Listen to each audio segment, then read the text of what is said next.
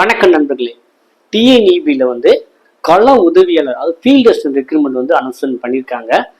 இதுக்கு நிறைய பேர் இந்த அவேர்னஸ் இருக்கும் அப்படின்னு நம்புறேன். ஸோ நீங்கள் வெறும் 10th ப்ளஸ் ஐடிஐயில் எலக்ட்ரீஷியன் வயர்மேன் இந்த ட்ரேடு படிச்சிருந்தீங்க அப்படின்னா you are eligible to apply this job. Okay, so இதுக்கு பார்த்தீங்கன்னா கடைசி தேதி, ஸோ ஆன்லைனில் விண்ணப்பிக்க கடைசி தேதி அக்டோபர் 2. ஓகேவா? டிஎன்இபியில் கள உதவியாளருக்கு ஆன்லைனில் விண்ணப்பிக்கிற கடைசி தேதி அக்டோபர் 2. நீங்கள் இந்த டிஎன்பிசி வெப்சைட்டில் தான் பண்ண முடியும். அங்கே போய் நீங்கள் இப்போ தான் முதல் தடவை டிஎன்பிசி அப்ளை பண்ணுறீங்கன்னா ஒன் டைம் ரிஜிஸ்ட்ரேஷன் பண்ணிவிட்டு அதுக்கப்புறம் இந்த பணிக்கு நீங்கள் விண்ணப்பிக்கலாம். இதற்கு தேர்வு தேதியுமே நீங்கள் நோட்டிஃபிகேஷன்லேயே கொடுத்துட்டாங்க. தேர்வு தேதி பார்த்தீங்கன்னா நவம்பர் 16. இதுக்கு 2 எக்ஸாம் வைக்கிறாங்க, பேப்பர் 1 அண்ட் பேப்பர் 2. பேப்பர் 1 பார்த்தீங்கன்னா தமிழ் இருக்கும் 100 question, GS plus aptitude 100 question, மொத்தம் 200 கொஸ்டின் கேட்குறாங்க பேப்பர் 1க்கு. சரிங்களா? பேப்பர் 1க்கு டோட்டலாக 200 கொஸ்டின். ஓகேங்களா? ஸோ இதில் பார்த்தீங்கன்னா அந்த தமிழுக்கு மட்டும் 100 கொஸ்டின். ஓகேவா?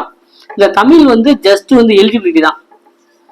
100க்கு 40%, 140 கொஸ்டின் போட்டாலே நீங்கள் எலிஜிபிள் தான். ஆனால் இந்த ஜிஎஸ் மார்க் இல்லை, ஜிஎஸ்ல 100 கொஸ்டின் கேட்குறாங்களா, அந்த ஜிஎஸ் 100 கொஸ்டின் பிளஸ் பார்த்தீங்கன்னா இந்த பேப்பர் 2 பார்த்தீங்கன்னா 200 கொஸ்டின். ஓகேவா?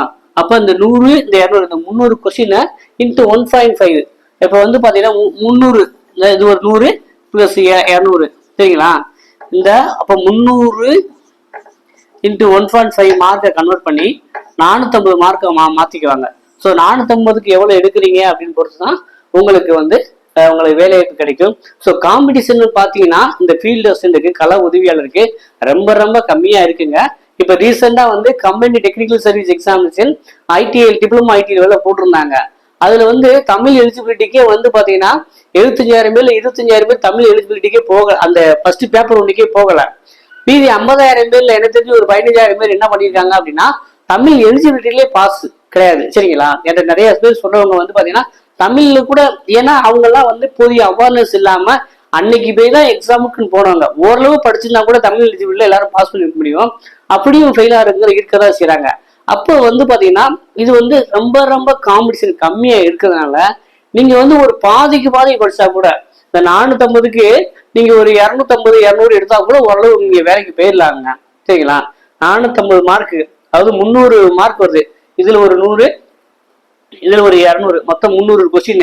இந்த 300 கொஸ்டினுக்கு 150 கொஸ்டின் கரெக்டா இருந்தது, நீங்க ஓரளவு படிச்சிருக்கீங்கன்னா கண்டிப்பா நீங்க ஃபீல்ட் அசிஸ்டண்டா, அதாவது கள உதவியாளர் டிஎன்இபில பணிபுரியலாம்.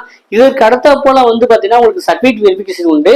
அப்புறம் பாத்தீங்கன்னா பிசிக்கல் என்ட்ரன்ஸ் டெஸ்ட் இருக்கு. அதாவது என்னன்னா அதாவது போர்டில் ஏறுற மாதிரி இருக்கும். ஸோ இதை பத்தி நம்ம அடுத்த காலில் நம்ம டீட்டெயிலா பாத்துக்கலாம். நம்ம இன்னைக்கு நம்ம பிரைமரியா பாத்தீங்கன்னா என்ன தெரிஞ்சுக்கணும் அப்படின்னா நவம்பர் 16 எக்ஸாமுங்க.